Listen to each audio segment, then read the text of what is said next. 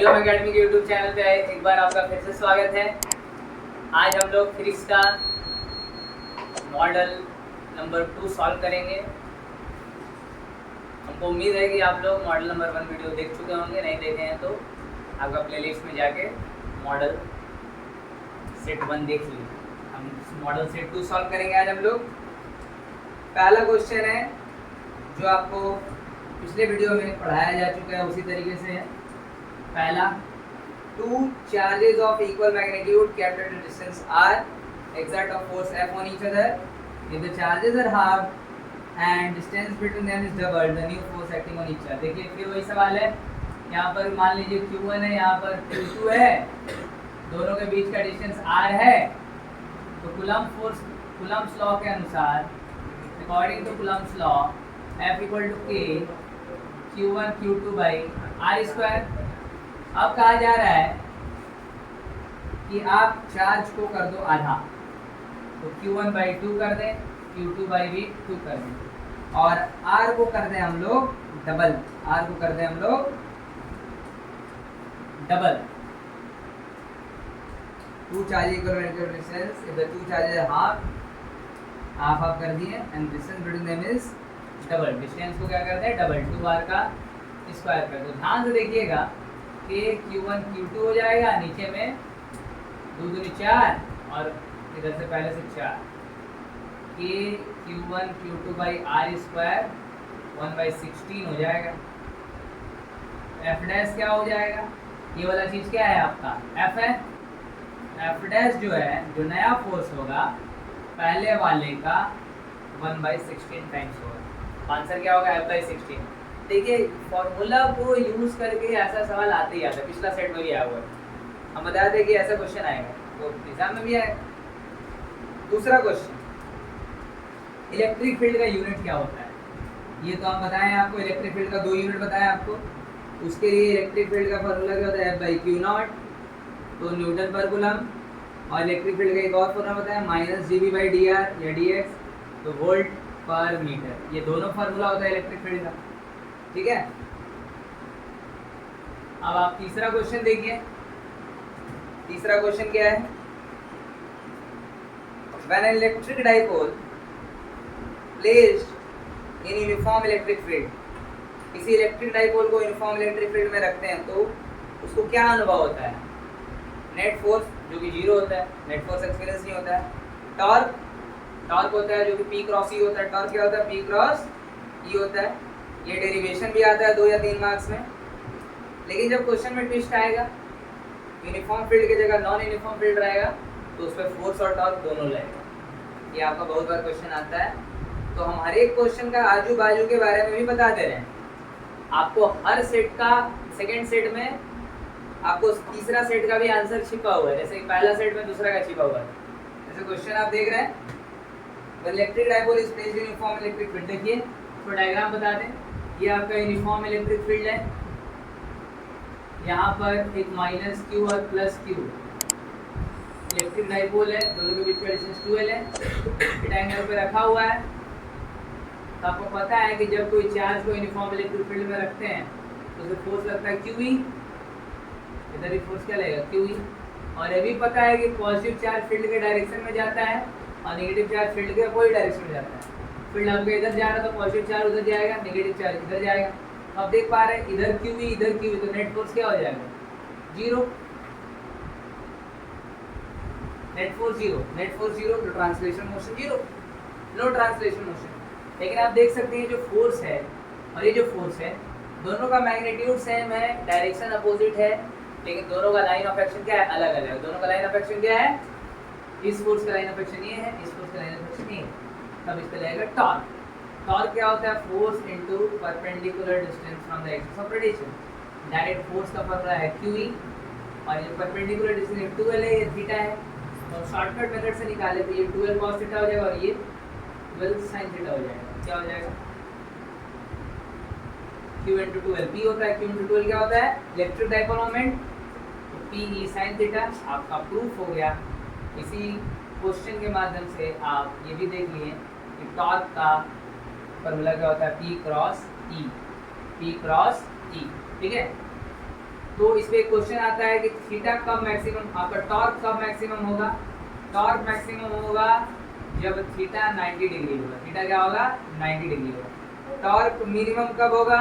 जब theta 0 degree होगा। Theta क्या होगा? 0 डिग्री होगा, तो ये 0 आ जाएगा। Theta 90 torque maximum, theta minimum sorry torque maximum theta 90, torque minimum theta 0 degree, theta 0 degree. ये ऑब्जेक्टिव क्वेश्चन में पूछा जा सकता है।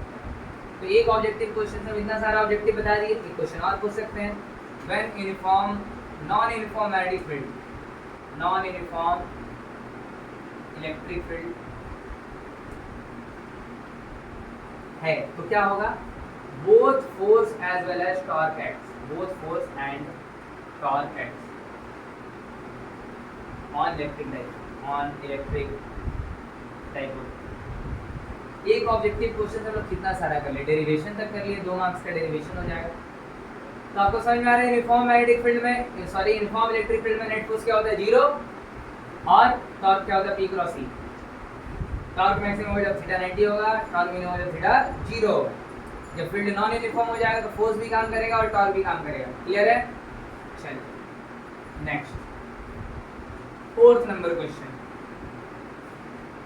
1 volt equals to, electric potential का फॉर्मूला होता है W/Q, W/Q।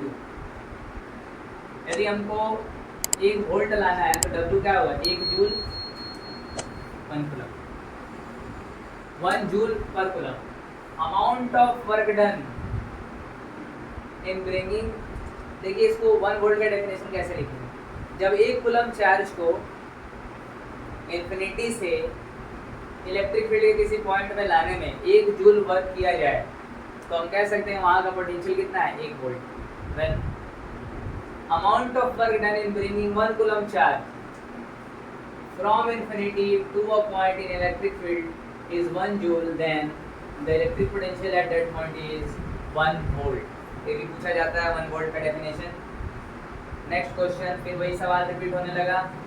If a dielectric slab is introduced in between the 2 plates of a parallel plate capacitor, its capacitance increases। हम पहले बता चुके हैं कि यदि 2 पैरेलल प्लेट के बीच में आप डाइलेक्ट्रिक डालोगे तो कैपेसिटेंस बढ़ेगा। ये आपका इससे पहले वाला वीडियो में किए हुए हम लोग, फिर भी बता दे रहे हैं। ये डाइलेक्ट्रिक डालने से फॉर्मूला हो जाता है K/0 A/D, K/0 A/D, और K का वैल्यू में से 1 से ज़्यादा होता है तो कैपेसिटेंस बढ़ता है, कैपेसिटेंस इंक्रीजेस। तो इससे एक और क्वेश्चन आ सकता है कि भैया दोनों के बीच के यदि डिस्टेंस को बढ़ा दो, डिस्टेंस को बढ़ा दो तो कैपेसिटेंस बढ़ जाएगा। यदि प्लेट का एरिया को बढ़ा दो तो कैपेसिटर का कैपेसिटेंस बढ़ जाएगा। यदि डाइलेक्ट्रिक कांस्टेंट बढ़ जाए तो भैया कैपेसिटेंस बढ़ जाएगा। यहाँ पर कैपेसिटेंस बढ़ रहा है। परमिटिविटी ऑफ फ्री स्पेस का वैल्यू तो सबको पता होना चाहिए, 8.85 × 10⁻12। ठीक है, इसका यूनिट पता होना चाहिए, डायमेंशन भी आता है। जैसे यूनिट डायमेंशन निकाल देते हैं बकायदा, क्योंकि इस बार बोर्ड में 2023 में पूछा हुआ है। कूलम्स लॉ से निकलेगा F = K Q1Q2/r² होता है। कि प्रोपोर्शनलिटी कांस्टेंट है जो कि 1/4πε0 के बराबर होता है Q1Q2/r²। F यदि ε0 का डायमेंशन चाहिए तो F नीचे आ जाएगा, ऊपर Q1 Q2 F r²। Constant से हमको कोई मतलब नहीं है, कांस्टेंट को साइड करिए तो Q1 Q2 क्या होगा? कूलम का स्क्वायर न्यूटन मीटर स्क्वायर। यदि इसका डायमेंशन निकला है तो कूलम का होता है AT का स्क्वायर हो जाएगा, न्यूटन का होता है mLT-2 और मीटर का होता है L²। यदि आपको ये नहीं समझ में आ रहा है तो यूनिट एंड डायमेंशन का वीडियो यूट्यूब पे पड़ा हुआ है, 11th क्लास का, वो देख लीजिएगा। ε0 2023 का पेपर में आया हुआ है, आगे भी आ सकता है। यूनिट क्या हो जाएगा इसका? कूलम स्क्वायर न्यूटन पर metre square. In a region of constant potential, जहाँ पे पोटेंशियल कांस्टेंट है 7 नंबर, वहाँ पे फील्ड हो जाएगा 0। जहाँ पे पोटेंशियल कांस्टेंट है वहाँ फील्ड हो जाएगा 0। क्यों? E होता है -dV/dx। और यदि पोटेंशियल कांस्टेंट है, पोटेंशियल क्या है? कांस्टेंट, तो कांस्टेंट का डिफरेंशिएशन होता है 0। In region of constant potential electric field is 0, लिख सकते हैं। in a region of constant potential electric field is जी 5 मॉडल सॉल्व करने के बाद तो आपको ये समझ में आ जाएगा कि फिजिक्स पढ़ा कैसे जाता है। फॉर्मूला समझना है, फॉर्मूला में किस टर्म का क्या मतलब है और उसको कैसे यूज़ किया जाता है, सीधा सवाल। फिजिक्स में फुल आउट ऑफ फुल आ सकता है। अब है 8 नंबर, बहुत ही बेहतरीन सवाल। Energy stored in a capacitor, energy stored in a capacitor, energy junior ji stored in a capacitor. Energy का फॉर्मूला होता है हाफ सी वी स्क्वायर, इसका एक और फॉर्मूला होता है हाफ क्यू ही होता है, और एक फॉर्मूला होता है इसका Q square by 2c। Energy का 3 फॉर्मूला है, एनर्जी का कितना है 3 फॉर्मूला। पूछा है कि इन चारों में कौन गलत है, तो ये जो हाफ सी वी स्क्वायर तो होता ही है, क्यू स्क्वायर बाई 2c भी होता है। डी ऑप्शन गलत है, जो कि लिखा है क्यू वी स्क्वायर। क्वेश्चन में पूछा था कौन एनर्जी स्टोर का फॉर्मूला नहीं है, तो answer is Q V square. एक ही फॉर्मूला को एक्सटेंड किया गया है Q equal to C V relation से। क्यू वी लाना था तो सी को क्या रख दिया होगा, क्यू बाई वी यहाँ रख दिया होगा। यहाँ पर वी को क्या रख दिया होगा, क्यू बाई सी। तो जब जिसको चाहिए उस अनुसार हम वैल्यू पुट कर सकते हैं। Clear? Next question, SI unit of electric flux. पिछला बार भी था, इस बार भी SI unit unit and dimension तो पूछता ही है भाई। इलेक्ट्रिक फ्लक्स का फॉर्मूला होता है E dot D S. Electric field है न्यूटन पर कूलम और एरिया है metre square, newton metre square पर कूलम आंसर दिया हुआ है, न्यूटन मीटर स्क्वायर पर कूलम। इसका एक और फॉर्मूला होता है, पिछला मॉडल में पढ़े हम लोग।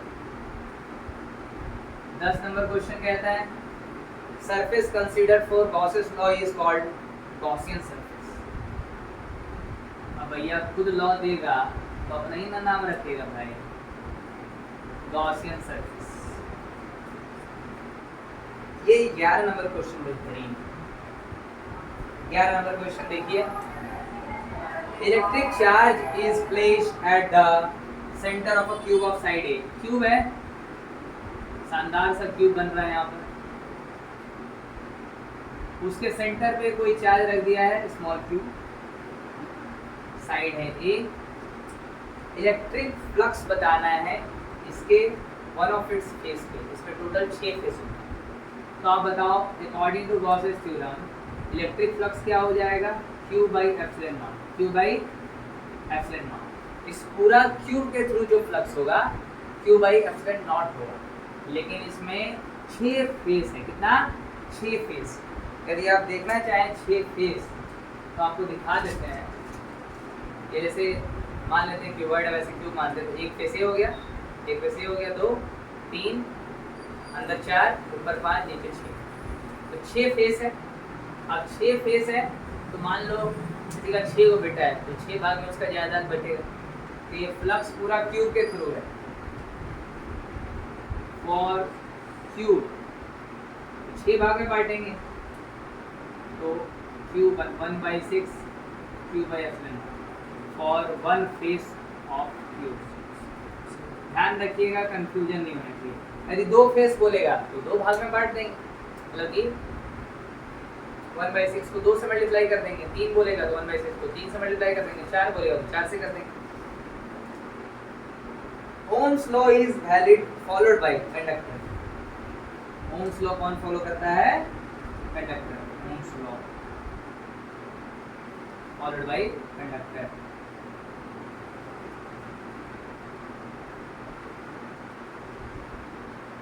अब है drift velocity varies with electric field as per the reflection. तो ड्रिफ्ट वेलोसिटी का फॉर्मूला होता है minus E tau by M.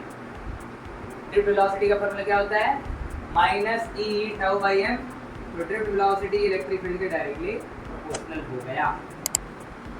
एक बार है सीधा E constant tau constant M constant मान के चलते हैं। 14 नंबर किरचॉफ जंक्शन रूल हम पहले बता दिए हैं। Conservation of charge. देखिए अब क्वेश्चन रिपीट होने लगेगा। कंजर्वेशन ऑफ चार्ज और यहीं पे किरचॉफ लूप रूल बोल देता तो कंजर्वेशन ऑफ एनर्जी हो जाता। देखिए अगला सवाल वही है, Kirchhoff's loop rule, conservation of energy, conservation of energy, conservation of energy. आप लोग इसका स्क्रीनशॉट लीजिए, ठीक है, और इससे आगे हम लोग फिर सॉल्व करते हैं, ठीक है।